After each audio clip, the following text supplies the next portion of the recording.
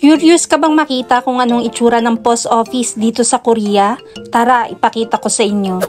Dahil may ipapadala ko mga parcel ngayon, naisipan ko na rin i-share sa inyo ang itsura ng post office nila rito. Dumaan kami sa backdoor kaya hindi ko na naipakita sa inyo yung entrance nila. Pero pagpasok mo sa loob, marami ka ng box na mapapansin. Kung wala kang dalang sarili mong box para sa parcel mo, hindi yan problema rito. Kasi may mga available box na sa iba't ibang sizes na pwede mong bilihin sa post office. May mga available numbers para sa mga size na kailangan mo mula sa maliit hanggang sa pinakamalaki. Napakakakapal niyan at matitibay kaya siguradong darating ang parcel mo sa receiver na nasa magandang kondisyon. Marami ring packaging tape na available dito na pwede mong gamitin at libre yan para sa mga customers na magpapadala ng parcel. May mga available din na eyeglass na may iba't ibang grado na pwede mong gamitin kung nakalimutan mo ang eyeglass mo. Syempre walang bayad yan te, gamitin mo lang.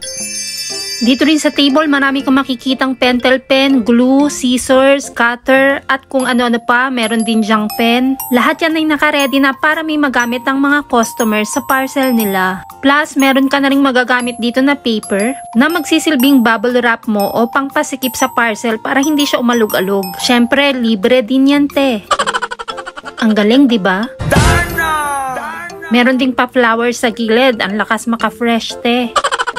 Meron silang mga chair sa loob para habang inaantay mo yung numbers mo, meron kang maupuan. Malaki ang post office dito sa area namin, hindi ko lang makunan yung sa counter area kasi bawal makunan ng muka ng mga Korean. Ito yung isang part ng counter area kasi nagpapadala ako ng parcel kaya kinunan ko rin. May center table din kung saan pwede ka mag-pack ng parcel mo, ikaw ang bahala kung saan mo gustong pumwesto. Bukas lang or within 2 days marireceive mo na ang parcel. Ganyan kabilis ang mga courier dito sa Korea. Ang galing ng post office nila rito, ano? Lahat ng kakailanganin mo sa pagpapadala ng parcel nandito na. Hindi ka na nila pahihirapan pa. Tulad nga na lagi kong sinasabi, lahat ng kakomportablehan ay ibibigay na sa'yo ng Korea. Ganito kaganda ang serbisyo nila dito. Kung gusto mo pa ng mga ganitong kwento, wag mong kalimutang i-like and share ang mga video ko. O siya, sa sunod na kwentuhan ulit, anyong!